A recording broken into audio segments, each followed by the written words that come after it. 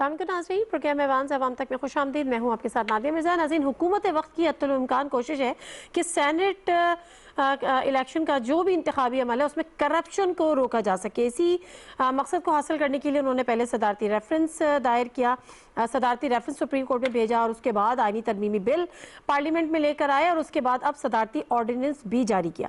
ये जो सदारती ऑर्डिनेंस जारी किया है इसको मशरूत किया है अदालती एडवाइस पर, यानी अदालत जो भी इस पर एडवाइस देगी, चूँकि वक्त की कमी एक अहम वजह थी। दूसरी तरफ अपोजिशन की इस जो सबसे बड़ा मसला है और वो एड़ी चोटी का जोर ये लगा रहे हैं कि किसी तरह जो सेनेट के इलेक्शन है वो ओपन बैलेट इलेक्शन ना हो, बल्कि वो सीक्रेट बैलेटिंग ही रहे। आज बिलावल JUIF तो उसको अदालतों में ले गई है। बिलावल भुट्टो जरदारी साहब कह रहे थे और बड़ी हैरानी हुई है सुन के कि ये हर इंडिविजुअल का ये आईनी हक है कि वो अपने ज़मीर के मुताबिक फैसला करे। तो पहले तो सवाल ये पूछना है कि मिसाक़ जमहूरियत में आप ही की वालदा ने, यानी बीबी शहीद ने, नवाज शरीफ साहब ने ये शिफ्ट डलवाई थी। दूसरी बात, ज़मीर के ही तहत फैसले करते हैं तो फ्लोर क्रॉसिंग का कानून आप क्यों लेकर आए थे? खैर, ये तमाम वो बहस है जो आज के हमें प्रोग्राम में करनी है। उससे पहले एक और चीज़ जो मैं दिल से चाहती हूँ कि उसका मैं जिक्र आज के प्रोग्राम में करूँ, वो आज वज़ीर आज़म इमरान खान ने जब उलमा मशाइख कॉन्फ्रेंस से खिताब किया और मैंने पहली दफ़ा ऑनेस्टली स्पीकिंग किसी वज़ीर आज़म को सुना जो बात, क्या एक तरफ तो उन्होंने इस्लामिक फोबिया पे बात की, मगरिब में जो इस्लामोफोबिया है, जिस तरह से हर दहशतगर्दी को वो एक मजहबी उसके अंदर ढक देते हैं कि जी ये इस्लाम से जुड़ी हुई दहशतगर्दी है या ये मुसलमानों की हुई दहशतगर्दी है। वहाँ पे उन्होंने मिसालें भी दी कि जो खुदकुश हमले थे वो किस तरह से तामिल करते रहे, वो इंडियंस थे या वो हिंदू थे, लेकिन उसके बावजूद किसी ने उनको उनके मजहब से नहीं जोड़ा सिवाय मजहब के। दूसरी बात उन्होंने, या इस्लाम की दूसरी बात उन्होंने बड़ी इंपॉर्टेंट एक और यहाँ पर ये की कि जब मुसलमानों की दिल आज़ारी होती है, जब आप ऐसी चीज़ें करते हैं और आप उसको ले जाते हैं आज़ादी राय से, तो आज़ादी राय और दिल आज़ारी में फ़र्क को समझने की ज़रूरत है। जो बात मुझे बहुत, एक तो ये तो इम्पॉर्टेंट थी, लेकिन जो बात बड़ी अपील की वो ये कि उन्होंने उलमा से ये गुजारिश भी की और उन्होंने ये अपील की कि कौम को अखलाकियात का सबक दें। जिन कौमों में अच्छे और बुरे की तमीज़ ख़त्म हो जाती है वो कौमें तबाह हो जाती हैं। हमारे खुद मज़हब में ये बात है कि सफाई निस्फ ईमान है, लेकिन हम उस पर अमल नहीं करते। तो ये वो चीज़ें थी, सच बोलने की तलकीन करें जिसमें उलमा एक बड़ा अहम रोल प्ले कर सकते हैं। जो पॉलिटिकल इशू है उस पर भी डिस्कस करेंगे, PDM की अगली एक्टिविटीज़ पे भी डिस्कस करेंगे और जो सेनेट का मामला जिसको मुतनाज़ा जानबूझ के बनाया जा रहा है उसका अंजाम क्या होगा उस पर ही बात करेंगे।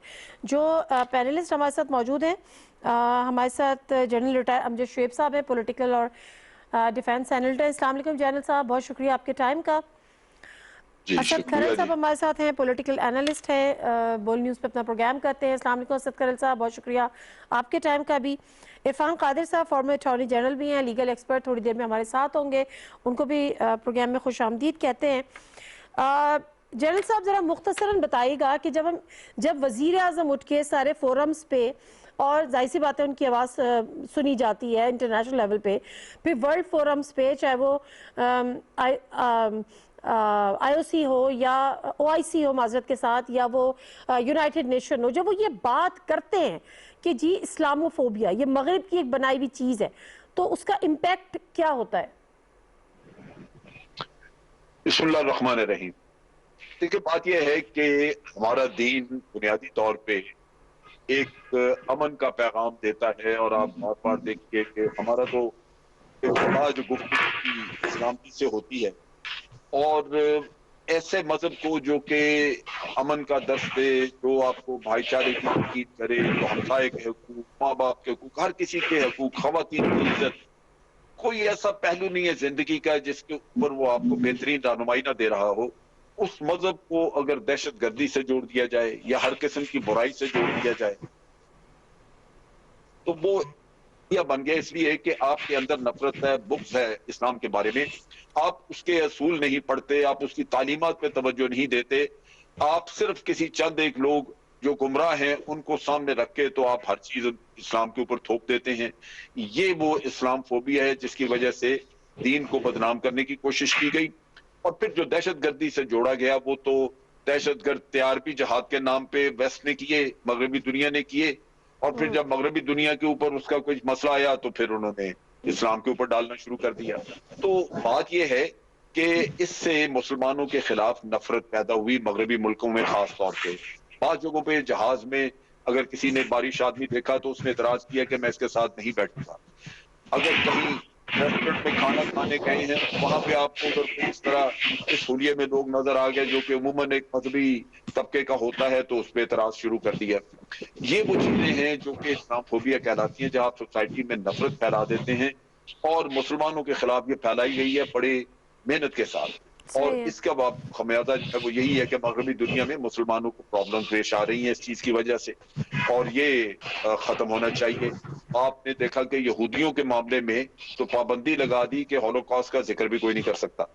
तो क्या ये चीजें ऐसी, क्या क्या ये जो 1.5 अरब से ज्यादा मुसलमान हैं उनकी दिल आजारी जायज है, वो भी खत्म होनी चाहिए। बेशक, तो मेरा बिल्कुल ख्याल है सही, कि इस बिल्कुल लिहाज सही। से प्राइम मिनिस्टर ने इस इशू को बार बार जो उठाया उसका असल मकसद यही है कि इस्लामी उम्मा में एक इस पर इत्तेहाद हो, एक मुश्तरका आवाज उठे जो कि मजबूत आवाज हो, कि बजाय इसके कि सिर्फ पाकिस्तान कहता रहे। तो मेरा ख्याल है उस लिहाज से एक बड़ी खुशाइंद बात है, अच्छी कोशिश है, ठीक ये है, हमें करनी ठीक चाहिए। है, ठीक है, आगे बढ़ते हैं। इरफान कादिर साहब अभी अच्छा, कुछ ही देर में हमारे साथ होंगे। असद खरल साहब, मुझे लगता है कि इस वक्त हमारा या हमारे से मतलब ये कि मुल्क की अपोजिशन का सबसे बड़ा मसला ज़िंदगी और मौत का मसला ये है कि जो सेनेट के इलेक्शंस हैं वो ओपन बैलेट के थ्रू ना हो जाएं, वो सीक्रेट ही रखा जाए। और इस पे ज़रा राय दीजिएगा कि आज बिलावल भुट्टो जरदारी साहब हमारे थे कि ये हर एक का आईनी हक है कि वो अपने ज़मीर के मुताबिक फैसला करे, चाहे उसकी पार्टी लाइन जो भी हो। मामला ये है कि मैं समझता हूँ ये वो काम है जो पाकिस्तानी हुकूमत ने, जिस तरह इमरान खान साहब ने मकबूजा कश्मीर और कश्मीर के मसले के ऊपर एक बोसर मारा और इंडिया को डिफेंसिव पे डाल दिया और उसको उल्टा कह रही है, इस तरीके से मेरा ख्याल है ये हुकूमत जिसको ताने दी जाते थे ना तजुर्बा का नाइल और नलायक के, इनने ये वो काम कर दिया कि अब सारी अपोजिशन को समझ नहीं आ रही कि हम करें क्या। मामला है मफाद आमा का, मामला अब शफाफियत और मफाद आमा में तो यही पार्टियां अपोजिशन की जो है, नवाज शरीफ साहब, मरियम साहबा और बिलावल भुट्टो जरदारी साहब और जरदारी साहब भी और शाहजहां खान अब्बासी साहब और हसन इकबाल साहब भी ये कहते रहे, सेनेट का रिसर्च जो उसमें पाक की बात थी कि जनाब ये देखिए ज्यादती हो गई और हमारे बंदे गायब हो गए। इमरान खान साहब एक बहुत हुक्मरान है जो शफाफियत के ऊपर अमली जामा उसको पहनाना चाहता है, जिसमें 20 बंदे अपने इखलाकी उस वक्त केपी के हुकूमत कमजोर होने के बावजूद, थ्रेट के बावजूद उनको निकाला, इन्होंने सेनेट के बंदों के खिलाफ एक्शन लिया। अब मामला यह सुप्रीम कोर्ट में अटॉर्नी जनरल ने कहा कि चूंकि आप खुद ना करें, ये एक आईनी मामला है, तशरीह का मामला है, उसमें ऑनरशिप भी सदर ने, फिर कानून साहब ने कहा, चीफ बाबर वानी का एडवाइस सदर ने सुप्रीम कोर्ट से रजू किया, नंबर 1। इसके बाद ऑर्डिनेंस किया जो है जो बाबर वान साहब ये कि अगर इलेक्शन शेड्यूल था तो आप ऑर्डिनेंस जारी नहीं करना। अब बात है, मैं सुप्रीम कोर्ट की हियरिंग की बात करता हूँ, अपनी एक बड़ी अहम बात है। सुप्रीम कोर्ट के अंदर ये बात करते हैं इलेक्शन के बारे में, आपकी की बात करनी है, बड़ा अहम मुद्दा उठा उसमें पाकिस्तान ने आपको सुप्रीम कोर्ट ने बात की कि सेनेट शांति आदमी तक मशरूत ना होता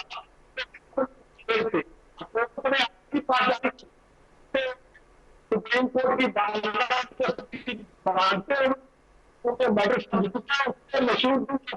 सुप्रीम कोर्ट की बात। खैर साहब जरा रुक जाएगा, मुझे आपकी आवाज़ में क्लैरिटी नहीं है और मैं नहीं चाहती कि आप इसको कंटिन्यू फिलहाल करें और आपकी आवाज़ हमारे सुनने वालों को ना पहुंचे। मैं दोबारा आपके पास आती हूँ। अस्सलाम वालेकुम इरफान कादिर साहब। घबरा गए हैं, तू की कर रहे केड़ा अमजद शुएब साहब, मुझे ये समझा दें कि जो अपोजिशन को मसले हैं उनको आप किस तरह से देखते हैं, प्लस क्या कहीं ना कहीं आपको लगता है कि हुकूमत ने भी अजलत में फैसले करी है, पहले सदारती रेफरेंस सुप्रीम कोर्ट में, फिर आईनी तरमीमी बिल और फिर अब सदारती ऑर्डिनेंस, जो अपोजिशन का वो कह रहे हैं कि अजलत में फैसले हो रहे हैं और आइन को पर हमला है, पता नहीं जमहूरियत पे हमला है, पार्लियामेंट पे हमला है। देखिए मेरा ख्याल है ऑपोजिशन का स्टांस मुनासिब नहीं है। अगर हुकूमत ये कहती है कि हमने सियासत से करप्शन खत्म करनी है, और वैसे भी करप्शन वो माशरे से खत्म करने का उनका नारा है और करप्ट लोगों के खिलाफ वो मुहिम भी चला रहे हैं, तो ये तो एक बहुत अच्छा कदम है कि आप सेनेट के बारे में इलेक्शंस का मसला आप हल कर दें, क्योंकि ये काम बड़े अरसे से चल रहा था। अभी पिछले दिनों जब सेनेट के चेयरमैन के खिलाफ नो कॉन्फिडेंस वोट का किस्सा आया, तो लोगों ने उसमें हाथ खड़े तो 60 लोगों ने किए, जब एक्चुअल वोटिंग हुई तो पता नहीं उसमें से गालबन 14 या 15 लोग वो दूसरी तरफ वोट दे गए। अच्छा, अब इन्होंने कहा जी हम तहकीकात करेंगे, तहकीकात करके किसी को सामने नहीं लाए, तहकीकात इनफेक्ट की ही नहीं किसी ने, क्योंकि अंदर से सारे ये इसमें शामिल थे। आज भी किस्सा यही है कि लोग बिकने को तैयार हैं, वोट देने के लिए पैसा कमाई का जरिया है। अगर वो पैसा लेके पार्टी हेड्स को भी उसका शेयर देते हो तो इससे बड़ी और खराबी क्या हो सकती है, क्योंकि अगर पार्टी मैं जनरल साहब आपके पास दोबारा आती हूं, वो नहीं लेते जी, तो मैं पार्टी के सरबराह को तो हूं। खड़े होकर खत्म करना चाहिए ये किस्सा। हमारी रिपोर्ट के मुताबिक सेनेट के चेयरमैन के खिलाफ जो नो कॉन्फिडेंस थी उसमें जेयूआई के भी 3 लोग शामिल थे, तो मौलाना ने क्यों नहीं उनको पकड़ा? चले, मैं आपके पास दोबारा आती हूँ। जनरल साहब इरफान कादिर साहब ने हमें ज्वाइन किया है, उनसे मैं जरा बात कर लूँ। अस्सलाम वालेकुम इरफान कादिर साहब। जी वालेकुम सलाम। इरफान कादिर साहब, मुझे ये बताएं, बल्कि मुझे ये समझाएं भी, क्योंकि हुकूमत तो ये कहती है कि अगर अपोजिशन ने इस सपोर्ट नहीं किया इस आईनी तरमीम को, या इसको एक्सेप्ट नहीं किया कि ओपन बैलेटिंग के थ्रू सेनेट के इलेक्शंस हो, तो वो एक्सपोज हो जाएंगे।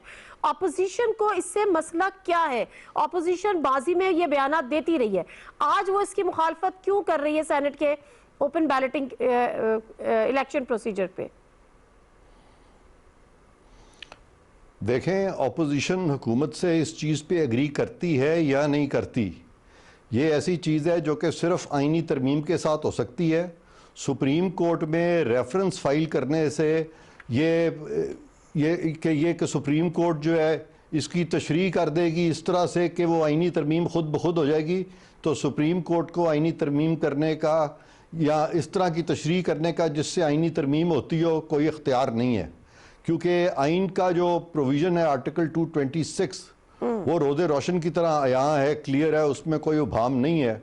उसमें लिखा है कि स्वाय 2 इलेक्शंस के, यानी वज़ीर आज़म का और वज़ीर आला के इलेक्शंस के, और तमाम इलेक्शंस जो हैं वो सीक्रेट बैलेट से होंगे। अब अगर इसमें ये चीज़ अगर करना चाहते हैं कि ये तमाम इलेक्शंस जो हैं ये ओपन हो जाए, तो फिर ये उसमें आइनी तरमीम होगी। इसमें सुप्रीम कोर्ट में रेफरेंस फाइल इस तरह से जो उन्होंने किया है वो बिल्कुल ऐसी तशरीह लेने जा रहे हैं जिससे कि आइन में तरमीम हो जाएगी, और आइन में तरमीम का इख्तियार पार्लियामेंट को है, सुप्रीम कोर्ट को नहीं है। और दूसरी बात, ये जो ऑर्डिनेंस लाई है हुकूमत अभी रिसेंटली, ये ऑर्डिनेंस जो है ये पहला कानून दुनिया का मैंने देखा है जिसमें कि सुप्रीम कोर्ट के ताबे कानून को कर दिया है। हालांकि कानून के ताबे सुप्रीम कोर्ट है, सुप्रीम कोर्ट के जजेस ओथ उठाते हैं कि हम कानून की पासदारी करेंगे, सही है। न कि कानून जो है वो सुप्रीम कोर्ट के फैसले पे मुहित होता है, ऐसा कभी नहीं होता, बल्कि सुप्रीम कोर्ट का फैसला जो है वो कानून के मुताबिक होता है, कानून के ताबे होता है, कानून सुप्रीम कोर्ट के ताबे नहीं है। और फिर यहाँ पे इन्होंने इलेक्शन कमीशन जो है उसको सुप्रीम कोर्ट की एडवाइजरी जुरिस्डिक्शन के ताबे करने की कोशिश की है। हालांकि इलेक्शन कमीशन अगर कोई मामला जो आइन के मुताबिक करता है तो वो पाकिस्तान के तमाम एग्जीक्यूटिव अदारे जो हैं वो पाबंद हैं इलेक्शन कमीशन को फॉलो करने के, और सुप्रीम कोर्ट की एडवाइजरी जुरिस्डिक्शन में कोई भी पाबंद नहीं है उसको फॉलो करने का। ठीक है, लिहाजा ये मामला जो है ये सुप्रीम कोर्ट के करने का ही नहीं है। चले, और दूसरी बात यह है कि ये ऑर्डिनेंस जो है और ये रेफरेंस दोनों, इरफान कादिर साहब, ऑपोजिशन ने इस पर एतराज उठाया जब हुकूमत ने सदारती रेफरेंस दिया, चले मान लिया एतराज, लेकिन जब फ्लोर ऑफ द हाउस हुकूमत आईनी तरमीम का बिल लेकर आती है, ऑपोजिशन उसको भी मानने से इनकार कर देती है। और आपने देखा कि किस तरह से वो फिश मार्केट बनी रही, और फिर किस हद तक हुआ कि आज स्पीकर को उस पर एक्शन लेना पड़ा और 3 लोगों को शोकॉज नोटिस भेजे। तो इसका मतलब तो ये नजर आता है कि ऑपोजिशन भी की नीयत नहीं है कि वो इस चीज को होने दे या करने दे। देखें, सबसे पहली बात तो ये है कि आइन में अगर आप कोई तरमीम लाना चाहते हैं तो वो पॉलिटिकल रिकन्सिलिएशन से हो सकती है, वो उन तरीकों से नहीं हो सकती जो आइन में नहीं दिए। आइन में जो आर्टिकल 239 है वो तरीक़ाकार वज़ा करता है कि आइन में अमेंडमेंट किस तरह होगी, आइन के प्रोविजंस को अमेंड कैसे किया जाएगा। तो वहाँ पे अगर कंसेंसस इनका नहीं बन रहा तो कतन सुप्रीम कोर्ट को तो ये इख्तियार नहीं दिया जा सकता ना कि लार्जर पब्लिक गुड में सुप्रीम कोर्ट एक आइनी तरमीम कर दे या एक ऑर्डिनेंस के ज़रिए ऐसी बात कर दी जाए जो कि ऑर्डिनेंस में ये कह दिया जाए कि जब भी सुप्रीम कोर्ट फैसला करेगा तो फिर इस तरीके से इलेक्शन कमीशन इंतखाबात कराएगा। इलेक्शन कमीशन हरगिज़ किसी सुप्रीम कोर्ट के ताबे नहीं है और ऐसा ऑर्डिनेंस जो कि आइन के मुताबिक नहीं है वो तो इलेक्शन कमीशन उसको रद्द कर सकता है। अगर इन्होंने करना है, तरमीम करनी है सारों ने मिल के जो कि बहुत अच्छी हो, जो कि जूरिस्प्रूडेंशली एक अच्छी हो, जो मुल्क के लिए फ़ायदा हो, जिसमें कि ये जो वोटिंग जो वोट्स बिकते हैं ये ना हो, तो फिर उसके लिए ज़रूरी है कि इनको आपस में ये बैठें और इनकी कमेटीज़ बने और फिर वो इसको थ्रेड बेयर डिस्कस किया जाए अच्छी तरह से और फिर किया जाए। अब इलेक्शंस आने वाले हैं, इलेक्शंस के इतना करीब आके तो इस चीज़ को ये आपस में इत्तफाक अगर इनका नहीं हो रहा तो कतन सुप्रीम कोर्ट को तो ये इख्तियार नहीं है कि सुप्रीम कोर्ट पार्लियामेंट का रोल अदा करना शुरू कर देगी, तो ये ऐसा नहीं हो सकता। ठीक है, असद करल साहब किस तरह से आप देखते हैं, क्योंकि अब मामला यहाँ पर यह है कि हुकूमत ने अपने तकरीबन तमाम ऑप्शन इस्तेमाल कर लिए, सदारती रेफरेंस भी कर लिया, आईनी तरमीम का बिल भी लेकर आ गए, अब सदारती ऑर्डिनेंस भी जारी कर दिया। JUIF ने चैलेंज कर दिया अदालत में और उसके साथ साथ आज पीपल्स पार्टी ने भी ऐलान कर दिया कि हम इसको अदालत में चैलेंज कर। अपोजिशन को असल रिजर्वेशंस क्या है? अब देखिए, जिस तरह इरफान साहब ने जो आईनी नुक्ते उठाए हैं मैं उससे बिल्कुल डिसएग्री नहीं कर सकता। वो एक ना सिर्फ एक माहिर कानून है बल्कि वो पाकिस्तान के जो सबसे बड़े जो आईनी ओहदे हैं उनके ऊपर वो काम कर चुके हैं। इन्वेस्टिगेशन और प्रोसिक्यूशन के हवाले से जो सबसे टॉप का एक ओहदा है उसके हवाले से भी और अटॉर्नी जनरल ऑफ पाकिस्तान के हवाले से भी, तो उनकी राय बिल्कुल कोई गलत उसमें बात नहीं है। लेकिन अब के हालात देखने हैं। अब ये मामला है मफाद आमा का, सुप्रीम कोर्ट भी यकीनन यही चाहेगी, हर पाकिस्तानी शहरी भी यही चाहता है और अपोजिशन ने ये शोर भी मचाया कि हमारे बंदे गायब कर दीजिए। अब मामला ये है कि पहले सारी जमातें भी कहती रही, अब हालात की नजाकत सर्कमस्टेंसेस जो हालात वाक़यात हैं कि हुकूमत जो है वो चाहती है शफाफियत हो ताकि जो है जो भी ये अब लेजिस्लेशन के हवाले से उसके पास अदली अक्सरियत नहीं है ना सेनेट में ना कौमी असम्बली में। पहले भी एक कौमी अहमियत का मामला था फाकिद का, उस हवाले से हुकूमत ने इनवाइट करने की कोशिश की, अपोजिशन साथ नहीं दे रही थी कि NRO 34 में से 32 तरमीम कर दें। अल्टीमेटली वो मुश्तरका इजलास के जरिए उन्होंने अल्टीमेटली वो कोर्ट पास कर लिया जो कि ग्रे से हमारा ब्लैक लिस्ट में नाम जा सकता था। लेकिन अपोजिशन अड़ गई कि हमारी वो तरमीमें जो करेंगे, तो फिर भी वो हो गया इसी असम्बलियों से, इसी रिजीम से। कैनेडा का इलेक्शन नाकाम अक्सरियत के बावजूद भी PTI जो है विन कर गई, अपोजिशन हार गई। इमरान खान साहब उल्ट काम कर रहे हैं। हमने माजी में देखा प्रैक्टिस ये होती थी, इसको ड्राई कर सकते हैं इरफान कादिर साहब, कि पंजाब में हुकूमत है PTI की, मरकज में है, वो डिप्टी कमिश्नर को कहेंगे एंटी करप्शन नया बातें ही किसी ने पीछे लगा देंगे तो MNA MP की जनाब ये दिखाते हैं, ये अरबों की केस है। मेरे माजी में मुझे मिसाल याद है कि जरदारी साहब ने DC को फोन किया जब प्रेसिडेंट थे गालबन, मैं उसका विटनेस था, तो उन्होंने कहा साईं ये जो बंदे हैं ना इनके हवाले से हमें वोट चाहिए। तो 10 मिनट बाद DC ने कहा कि उस बंदे के खाते काफी थे, तो हमने कहा उसमें रिलीफ आपको दिया जा सकता है, तो उसने कहा कि मैं ओपन जाके वोट दिया कहेंगे मत देने के लिए। ये मशीनरी इमरान खान साहब के पास है, इंटेलिजेंस ब्यूरो के फंड भी हैं, सीक्रेट फंड भी हैं, डेवलपमेंट के फंड भी ब्राइब के तौर पर दिए जा सकते हैं। वो ज्यादा वोट ले सकते हैं जिस तरह माजी में होता रहा, जिस तरह नून लीग करती रही, जिस तरह पीपल्स पार्टी करती रही। वो चाहते हैं कि गंद खत्म हो, उनके पास अक्सरियत नहीं है। अब उन्होंने सुप्रीम कोर्ट का दरवाजा खटखटाया कि ये आईनी जो है ना, क्योंकि मामला आईनी तरमीम का और एक्ट ऑफ पार्लियामेंट का है, और जो उसके अंदर रूल जो है ना एक्ट के, दो चीजें हैं। अगर तो आईनी तरमीम है तो यकीनन वो तो जो होता है इसलिए से या वो असेंबली या फॉरम पार्लियामेंट बालादस्त है, इसमें तो कोई राय नहीं है। लेकिन सुप्रीम कोर्ट को ओपिनियन के लिए उन्होंने कहा, अटॉर्नी जनरल ने कहा, वजीर कानून साहब ने कहा, बशीर PM ने भेजा एडवाइस, उन्होंने भेज दिया। अब वफात आमा का मसला आ रहा है 184(3) का भी। ये क्या है कि क्या सुप्रीम कोर्ट भी ये ऑब्जर्व कर चुकी है, और आज अगर कहें तो मैं 2-3 रिमार्क्स पढ़ दूं चीफ जस्टिस साहब के, ताकि इरफान कादिर साहब इस पे बालादस्ती है पार्लियामेंट की। लेकिन पार्लियामेंट के अंदर जो लोग अगर ऐसे बैठे हैं जो कि जिनके एजेंडा या मोटिव ये हैं कि वो नहीं चाहते कि शफाफियत हो, अब हालात वाकयात के सुप्रीम कोर्ट ही एक आईनी इदारा है, अगर वो एक्ट ऑफ पार्लियामेंट में कुछ तरमीम और ये इलेक्शन अगर गुजर जाए तो बोरियां तो मुंह खुल गए, तो फिर तो बाद में कोई फायदा नहीं हुआ।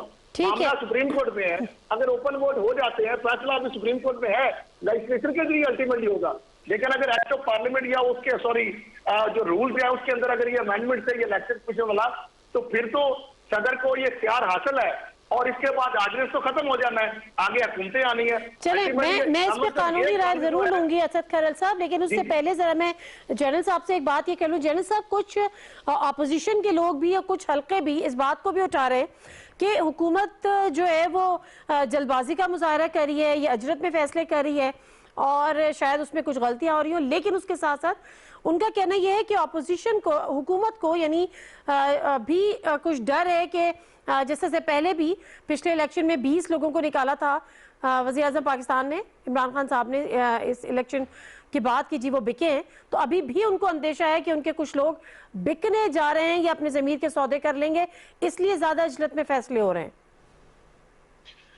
देखिए, नीयत का आप कह सकते हैं, कुछ भी कह दें, लेकिन असल चीज जो है कि वो जो किया जा रहा है वो काम दुरुस्त है, आप इससे तो इनकार नहीं कर सकते।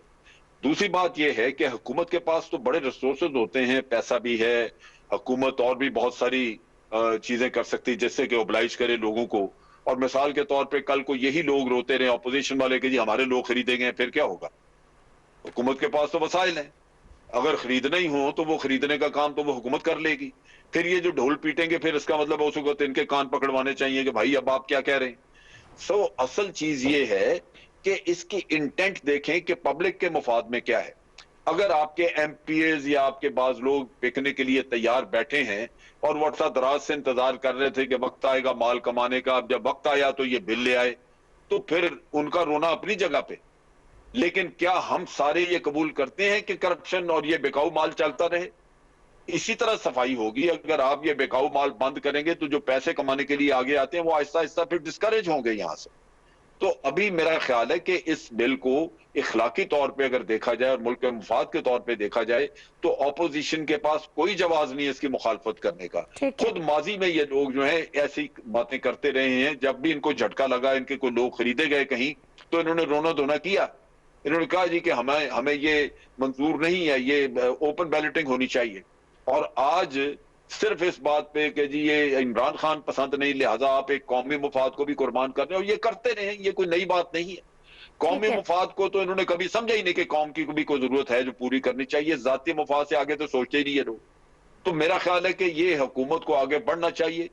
ये बिल्कुल ठीक है जो जो जो हमारी अभी बात कर रहे हैं इरफान कादर साहब, वो बिल्कुल कानूनी तो बात में कोई शक नहीं है, वो हम सारे जानते हैं और उनकी वजाहत बिल्कुल बड़ी वाज़ेह है।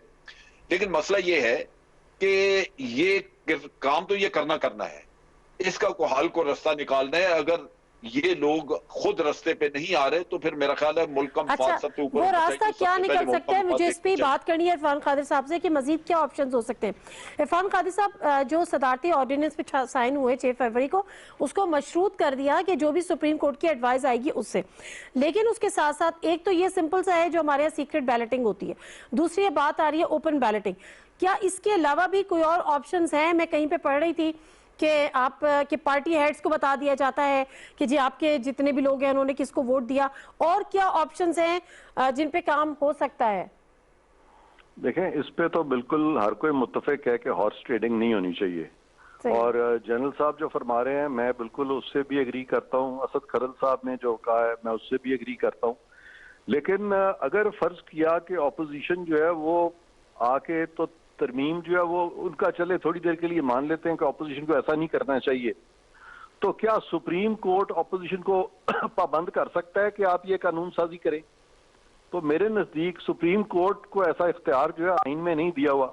अब अगर सुप्रीम कोर्ट इस तरह से तशरीह कर देता है कि इनडायरेक्टली ये तरमीम के मुतरादिफ एक चीज होती है, तो फिर हम कहेंगे कि ये तो एक मफाद आमा में, जैसे पहले था लॉ ऑफ नेसेसिटी, तो बाद में प्रिंसिपल आ गया वो जफर अली शाह केस में सेलिस पॉपुलाई सुप्रीमा लेक्स का, जिसका जिक्र जनरल साहब कर रहे हैं।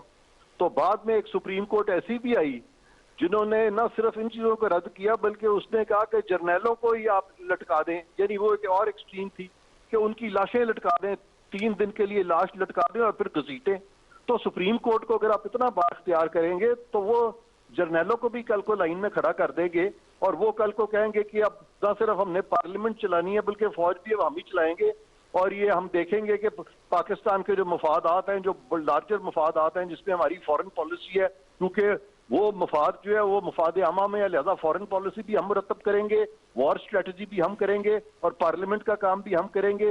पिछले जो साकिब साहब थे वो PIA को भी चला रहे थे, इफ्तिखार चौधरी साहब ने रिकॉर्डिंग का फैसला भी आपको सामने है कि उसका क्या हुआ, स्टील मिल्स में क्या हुआ। तो ये इस तरह के एडवेंचरिज्म से जब भी हम सुप्रीम कोर्ट को डालते हैं तो जो नताइज हम हासिल करना चाहते हैं संभव वो नहीं होते और कोर्ट जो है वो कंट्रोवर्सी का शिकार होता है। बाकी मैं जनरल साहब से एग्री करता हूँ, खरल साहब से भी एग्री करता हूँ कि पार्लियामेंटेरियंस को ये सोचना चाहिए और मफाद आमा में ये तमाम चीजें पार्लियामेंटेरियंस को मिल बैठ के करनी चाहिए। ये जो पार्लियामेंटेरियंस दोनों साइडों से एक दूसरे को सिर्फ इल्जाम तराशी करते हैं, ये नहीं होनी चाहिए। अच्छा इरफान खालिद साहब, एक तो होता है कि गवर्नमेंट या सुप्रीम कोर्ट का जजमेंट या उनका वर्डिक्ट, एक होता है कि गवर्नमेंट ने सदारती रेफरेंस दिया है कि जी आप हमें इस पे रहनुमाई कर दें या आप हमें एडवाइस कर दें। अगर वो एडवाइस जो है वो अगेन डिफरेंट आ जाती है या उसके अपोजिट आ जाती है, उसके अगेंस्ट आ जाती है, जो सदारती ऑर्डिनेंस जारी हुआ है जो कि मशरूत दिया है, तो क्या हुकूमत पे जो भी एडवाइस है वो लाजिम हो जाता है कि उसको मनोअन तस्लीम किया जाए? बिल्कुल लाजिम नहीं होता, क्योंकि ये एडवाइजरी ज्यूरिसडिक्शन है सुप्रीम कोर्ट की। ये ज्यूरिसडिक्शन सुप्रीम कोर्ट की वो नहीं है जहां पे कि सुप्रीम कोर्ट हुकूमत वक्त को पाबंद कर सकता है।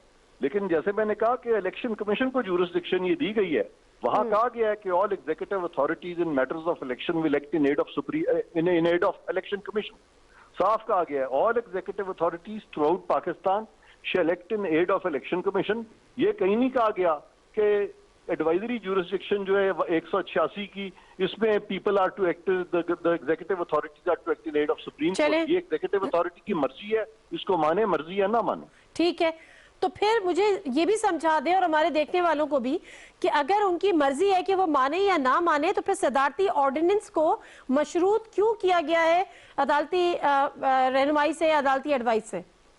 जी बड़ा अच्छा आपका सवाल है। इसीलिए मैं समझता हूं कि ये जो सदारती ऑर्डिनेंस है ये इर्रेशनल है, इलॉजिकल है, इररेलेवेंट है, लॉ की मंशा के खिलाफ है। जो चीज इररेलेवेंट, इलॉजिकल और इररेशनल हो वो लीगल नहीं होती और वो अनकॉन्स्टिट्यूशनल भी है। तो ये तमाम चीजें जो है ये गैर जरूरी चीज उन्होंने की है। मैं समझता हूं इनको ये नहीं करना चाहिए था, इनको कोई बेहतर तरीका, ये आइन के मुताबिक चलते और ये चीज जो है आइन के मुताबिक होती तो बेहतर था। क्योंकि कोर्ट्स को हम जब इस तरह की चीजों में डाल देते हैं जहां पे कि पॉलिटिकल टग ऑफ वॉर चल रही होती है, तो कोर्ट्स भी कंट्रोवर्सी में आते हैं और हमारे इदारे जो हैं उन्होंने तो पहले ही कह दिया जी हम इस चीज में नहीं घुसेंगे। वो अभी रिसेंटली स्टेटमेंट कोई आई है, उन्होंने कहा हम इस चीज में आना ही नहीं चाहते। वो अच्छी चीज उन्होंने की है, उनको बिल्कुल इस चीज से अलहदा रहना चाहिए। और ये पाकिस्तान के जो सियासतदान है उनको चाहिए कि आपस में मिल बैठ के इस तरह के मामले तय करें और पार्लियामेंट को फाल बनाएं। क्योंकि अगर पार्लियामेंट फाल नहीं होगी तो फिर ये सोचना कि अदालतें जो है वो पार्लियामेंट को फाल बना देंगी या दूसरे इदारे बना देंगे, तो वो तो ये नहीं कर सकती। चले, जो आपकी बात है वो तो एक बड़ी आइडियल सिचुएशन है कि होना उसूलन यही चाहिए, लेकिन अनफॉर्चुनेटली हमारे यहाँ इस वक्त जो माहौल बना हुआ है हुकूमत और अपोजिशन का, उसमें ये डूएबल नजर नहीं आती। मगर फिर भी असद खरल साहब, मसला यहाँ पर यह है कि अब JUIF भी सुप्रीम कोर्ट चली गई है, पीपल्स पार्टी ने भी चैलेंज करने का अंदिया दे दिया है। वो कौन से अब ऑप्शंस ऐसे रह गए हैं जिनको मुमकिन बनाया जा सके कि इस पे इम्प्लीमेंटेशन हो जाए या ऐसी कोई आईनी तरमीम हो जाए? अक्सरियत का कहना यह है कि कोई इसके खिलाफ नहीं है, तरीक़ेकार से इख्तिलाफ है। अच्छा, अब एक चीज क्लियर है कि अभी तक हमारी पाकिस्तान की सुप्रीम कोर्ट और पाकिस्तान में, जिस तरह अगर मैं गलत हूं तो वो करेक्ट कर सकते हैं, जहां तक मेरा नॉलेज है, उसने कोई भी पाकिस्तान की लेजिस्लेशन को सेटिस्फाइड नहीं किया या किसी ऑर्डिनेंस को कारादम करार नहीं दिया, एक जो मेरी नॉलेज के मुताबिक है, नंबर 1। दूसरी बात यह है कि इलेक्शन कमीशन ऑफ पाकिस्तान एक बाइख्तियार आईनी इदारा है। वो इस तरह की चीजें जो बहुत सारी वो कर सकता है, उसके अंदर थोड़ी बहुत मॉडिफिकेशन मेरा ख्याल है वो अगर कंसेंसस से या वैसे मेरा ख्याल है जहां तो वो कर सकता है। इस तरह 11 मार्च से पहले किस दिन में वो शेड्यूल दे सकता है। फिर उसके बाद अगर ये ओपन या सीक्रेट, चूंकि अब ये आइन के अंदर लिखा गया है, इसलिए मेरा ख्याल इसके अंदर वो मॉडिफिकेशन करने का उसको इख्तियार नहीं रहेगा जब आपको लेजिस्लेशन के लिए कुछ रूल्स या रेगुलेशन के अंदर या इस तरह की जो चीज गवर्नमेंट ने बिटवीन लाइन खेला है कि आईनी तरमीम के अलावा कोई ऐसी ऑप्शन हो जिससे अगर हम ये कर लें तो वो सुप्रीम कोर्ट और आर्मी को। अब देखिए आज भी DGIS को मैदान में आना पड़ा कि सियासतदान उनको घसीट रहे हैं बीच में, अदालत को वो अपोजिशन हो और इधर जो है वो हुकूमत लेके चलेगी मामले को सुप्रीम कोर्ट में। तो अदलिया जो है उसको इंडिपेंडेंस के ऊपर और उसको कंट्रोवर्सी नहीं बननी चाहिए। आर्मी की कंट्रोवर्सी अपोजिशन ने बना दी, सुप्रीम कोर्ट की कंट्रोवर्सी बन सकती है हुकूमत। लेकिन मुझे नहीं लगता, पहली तो बात हुई है जो लटकाने की एक्सट्रीम पोजीशन थी वो भी मेरे ख्याल सुप्रीम कोर्ट ने गालबन नहीं, पेशावर हाई कोर्ट का वो मामला था। और दूसरी तरफ जो इरफान खान कह रहे थे सुप्रीम कोर्ट को भी अल्टीमेट पावर अगर थी या गलत कर रहे थे, जो प्रोएक्टिव चल रहे थे खान चौधरी जी के बात उन्होंने की कि वो इस तरह की चीजें हुई, तो वो भी नहीं होना चाहिए। अपनी जुरिस्डिक्शन से लिमिट से बाहर नहीं जाना चाहिए और मुनासिब भी नहीं है, क्योंकि अवाम में या कानून और आइन के मुताबिक अल्टीमेट वो चीजें प्रवेल नहीं करती। नजरिया रूल जिस तरह खत्म हुआ, NRO अगर दिया तो कालदम करार दे दिया गया, और फिर सुप्रीम कोर्ट ही वो अदालत थी जिसने वो कुछ जज से होते हैं बेसिकली अदलिया को हम क्या कहें कि जिन्होंने वो टाइम बाद केस भी खत्म कर दिए। फिर वो जो क्रिमिनल जो केस है वो आपको इरफान कादर साहब भी जानते हैं कि 85 से चीजें हैं, उन्होंने कहा इसको ले जाए। तो ये बहुत सारी चीजें हैं, लेकिन इंटेग्रिटी जो है वो सुप्रीम कोर्ट मेरा ख्याल है अपनी मेंटेन रखेगी जिस तरह पहले उसने रखा है। अब आर्मी चीफ की एक्सटेंशन का मामला भी सुप्रीम कोर्ट ने टेक अप किया। तो जो ये नैरेटिव बनाते थे कि अदलिया जो है वो इदारों के नीचे है, तो फिर आपने देख लिया कि सुप्रीम कोर्ट के खिलाफ जो आर्मी चीफ के खिलाफ केस हुआ सुप्रीम कोर्ट में, तो कौन सा आर्मी ने मुआसरा कर लिया था? पूरी दुनिया में ये मैसेज गया कि हमारी अदलिया आजाद है। और फिर मीडिया के ऊपर भी इस तरह बात आती है कि मीडिया जनाब है उसके ऊपर भी इदारों की कदर नहीं है। तो सुप्रीम कोर्ट एक इंडिपेंडेंट इदारा है और उसकी कंट्रोवर्सी से बियॉन्ड है। हम भी यही चाहते हैं, इरफान कादर साहब भी यही चाहते हैं, और इंशाल्लाह मैं उम्मीद है कि वो बियॉन्ड रहेगी। अब हुकूमत जो है वो जो करना चाहती है, और अपोजिशन को भी आवाम के सामने क्या जवाब दे होगी जब ये इन्होंने कमिटमेंट खुद ही की, और क्या ये कहेंगे आवाम को कि हम करप्शन खरल साहब बड़ी माजरत के साथ कि अगर जिस दिन अपोजिशन ने ये सोच लिया कि वो आवाम के आगे भी जवाब दे, तो फिर तो बहुत सारी चीजें वैसी हल हो जाएंगी, क्योंकि आपके अपने ही बातों में और अपने ही बयानात में तजाद है। यही अपोजिशन थी जो ये बयान देती थी, यही अपोजिशन थी जिसने मैसाक़ जमहूरियत में ये शिक भी रखी थी।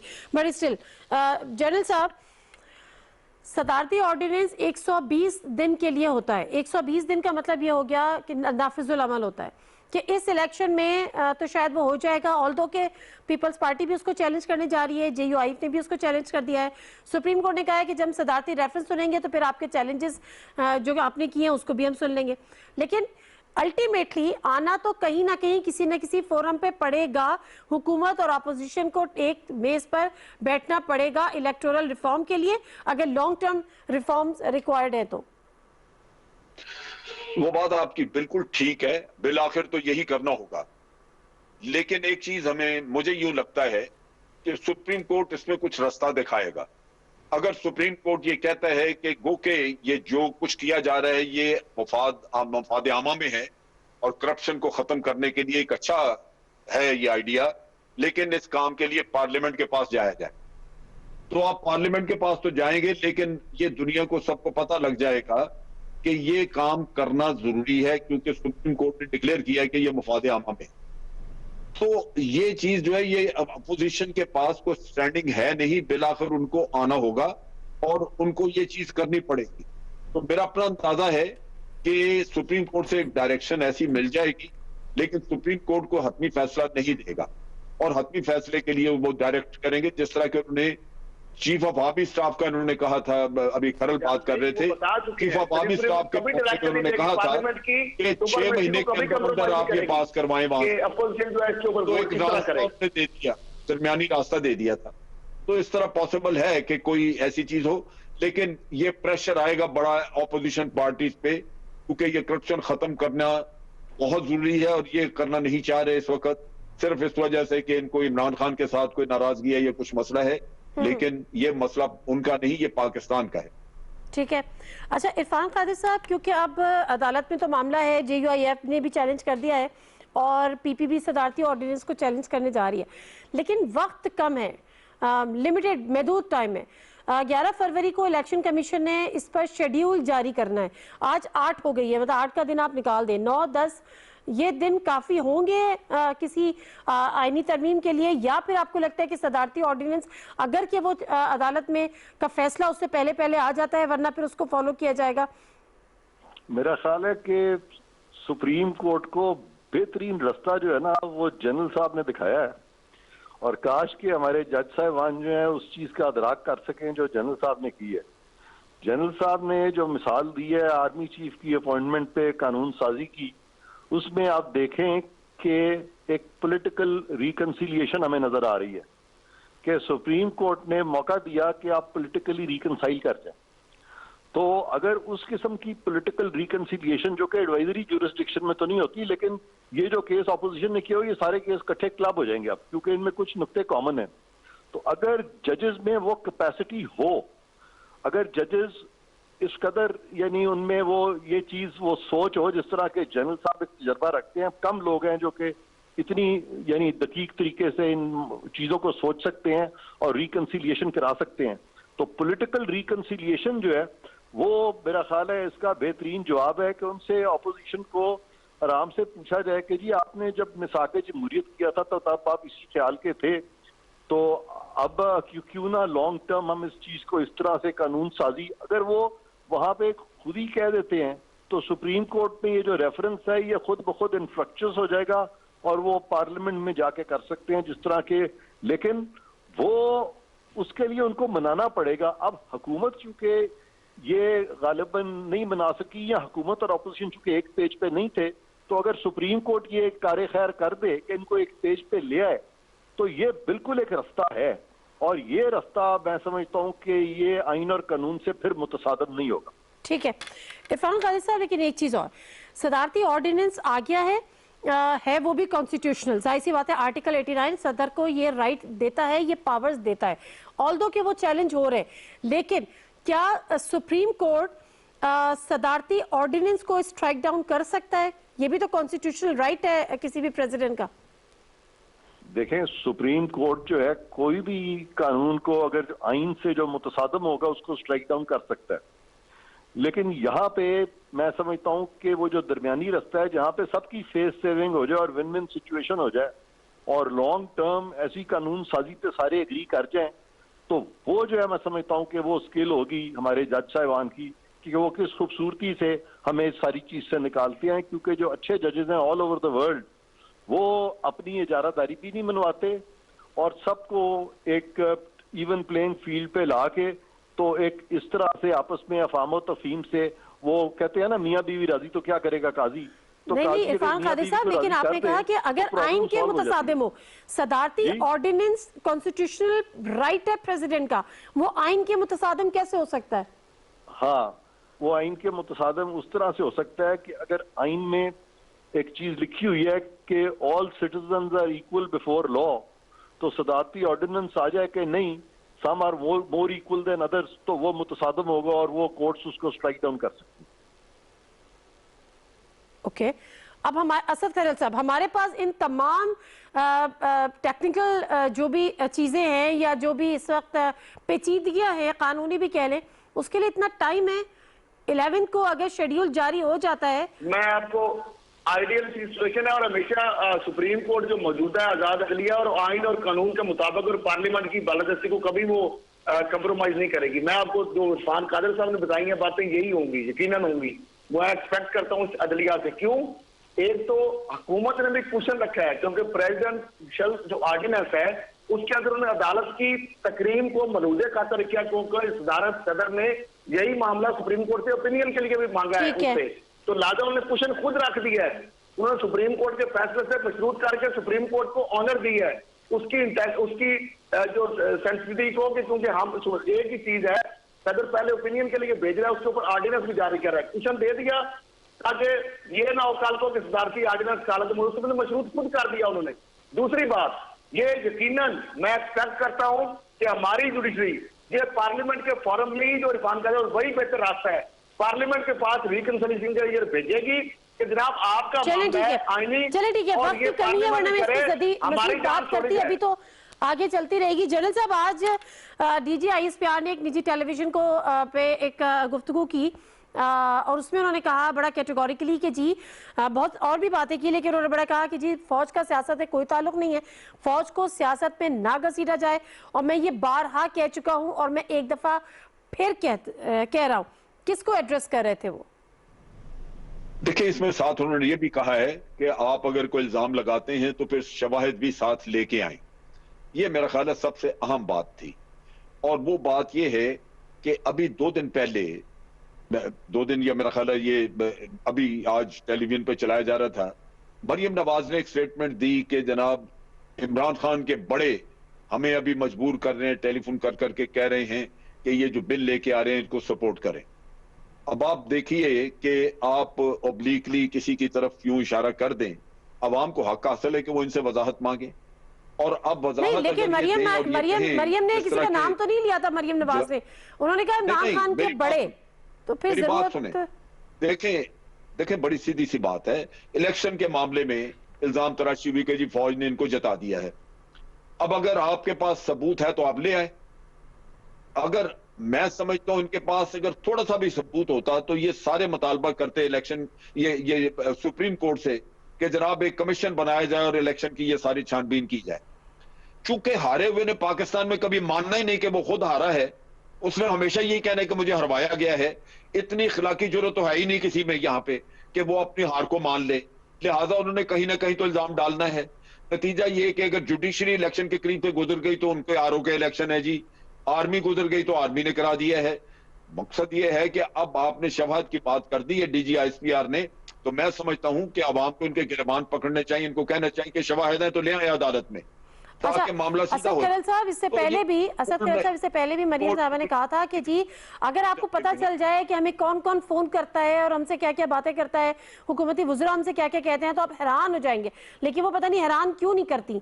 और फिर जिस तरह से उन्होंने कहा कि जी फोन आते हैं, लेकिन वो नहीं बताते कि फोन किसके आते हैं और क्या सबूत है। ब्लैकमेलिंग के जुमरे में आता है। एक नून लीग पार्टी है, उसकी रिप्रेजेंटेशन है सेनेट में, कौमी असेंबली में पंजाब में, और उनकी जो डिफेक्टो प्रेसिडेंट है वो ये बातें अगर कर रही हैं तो वो ब्लैकमेलिंग। अच्छा, अब बिलावल भुट्टो जरदारी साहब ने यही बात चंद दिन पहले की थी, चंद हफ्ते पहले, जो DGISPR कर रहे हैं। जब नवाज शरीफ साहब ने गुजरांवाला में खिताब के दौरान ये बात की थी और DGISI आर्मी और DGIC के ऊपर इल्जाम लगाए थे, तो बिलावल भुट्टो जरदारी साहब ने कहा कि हम नवाज शरीफ साहब से सबूत मांगेंगे और वो सबूत दें। बड़ी वैलिड बात है। अब आर्मी भी यही कह रही है। और मरियम साहबा को अगर इमरान के बड़े वाली बात गलत कर रही है, वो खुद अंडरमाइन कर रही है पार्लियामेंट और पार्लियामेंट की बारदस्ती को, जमहूरी सिस्टम को। क्या chief executive of the country से बड़ा कोई यहाँ पे है? वो तो गवर्नमेंट सर्वेंट है, वो आर्मी चीफ हो या जो भी हो बंदा, या DGIS हो। तो आप खुद अपने पब्लिक रिप्रेजेंटेटिव जो प्राइम मिनिस्टर ऑफ पाकिस्तान है, जो प्रीमियर ऑफ द कंट्री है, आप उसको कह रहे हैं कि उसके बड़े हैं। आपको तो खुद शर्म आनी चाहिए कि ऐसे आप अपने इदारों को जिनके बारे में उसको कभी कुछ कहते हैं, तो इदारों की तो बालादस्ती की एक बात करते हैं, दूसरी तरफ उनको अंडरमाइन करने की बात करते हैं। और अगर आपको फोन आ रहे हैं तो आप बताएं ना, आपको क्यों नहीं बता रहे? जब बिलावल भुट्टो जरदारी भी आपसे सबूत मांग रहे हैं, आपके वालिद मोहतरम से मांग रहे हैं, DGISPR भी हमसे सबूत हम भी मांग रहे हैं, तो बताएं ना, नंगा करें ऐसे लोगों को जो अपने लिमिट से बाहर जा रहे हैं, या कौन सोते हैं, तो पता चलना चाहिए ना कौन को। ये ब्लैकमेलिंग तो नहीं चलेगी ना। आप बिल्कुल पता चलना चाहिए कौम को। इरफान कादिर साहब, एक इदारा उसके जो तर्जुमान है वो उठ के बारहा कह रहे हैं कि हम कोई सियासी बयान दे नहीं रहे, हम किसी सियासत में पढ़ नहीं रहे, हम कोई पॉलिटिकल एक्टिविटी कर नहीं रहे, खुदारा इस इदारे को सियासत में ना घसीटे। लेकिन जो हमारे सियासी लीडर्स हैं वो इससे बाज नहीं आ रहे। ये लाइन कब ड्रॉ होगी? ये लाइन तब ड्रॉ होगी जबकि तमाम जो सियासी स्टेक होल्डर्स हैं आपस में उनमें टॉलरेंस पैदा होगी और वो इस चीज को समझेंगे कि आइडियल कोई नहीं होता, इंसान जो है खता का पुतला है और यहाँ पे दूध का धुला हुआ कोई नहीं है। लिहाजा सबको चाहिए कि ऐसे स्टैंडर्ड सेट करें जिसके तहत के यूनिफॉर्मिटी आ सके हमारे एहतसाब में भी और हमारे जो अदालती फैसले हैं उनमें भी। जब तक हम ये यूनिफॉर्मिटी नहीं लाएंगे, जब तक एक दूसरे के लिए वो कंपैशन पैदा नहीं करेंगे, जब तक हम वो रिकन्सिलिएशन नहीं लाएंगे जिसकी कि आज हद जरूरत है पाकिस्तान में, और अगर हम यही कहते रहेंगे, एक दूसरे पे इल्जाम तराशी करते रहेंगे, 70 साल हमने इस सियासत के इस तरह गुजार दिए इल्जाम तराशी में। अब हमें चाहिए कि इल्जाम तराशी बंद करके सारे लोग मिल के हुकूमत को, पाकिस्तान की रियासत को मजबूत करें। जब तक हम ये चीज नहीं करेंगे तब तक हम इसी तरह भटकते रहेंगे। और ये कहना कि कोई बहुत अच्छा है और कोई बहुत बुरा है, तो खा वो अपोजिशन है, खा वो हुकूमत है, खा वो बाकी लोग हैं, वो सेगमेंट हैं इसी सोसाइटी की, इससे हटके वो बिल्कुल सही नहीं है, है। बिल्कुल सही जी है। हाँ, इरफान तो खालिद ये साहब, मैं मेरे पास समझता हूँ टाइम कि बहुत कम है। जी। मैं ये चाह रही थी कि आज जो कुछ वकला ने किया है इस्लामाबाद की सड़कों पे, जो मुजाहरे किए हैं इस्लामाबाद हाईकोर्ट पे, पथराव की जो विजुअल्स हैं वो सोशल मीडिया पे वायरल हुए हैं, तो कानून का निफाज करने वाले और कानून के रखवाले कानून को इस तरह से हाथ में देंगे, आप इसको किस तरह से देखते हैं? मैं समझता हूँ ये बहुत बुरी बात है। वकिला कोई कानून से मुबर्रा नहीं है, और वकिला का ताल्लुक क्योंकि शोबा कानून से है तो उन पे और भी लाजिम है कि वो कानून की बाकियों से ज्यादा पासदारी करें।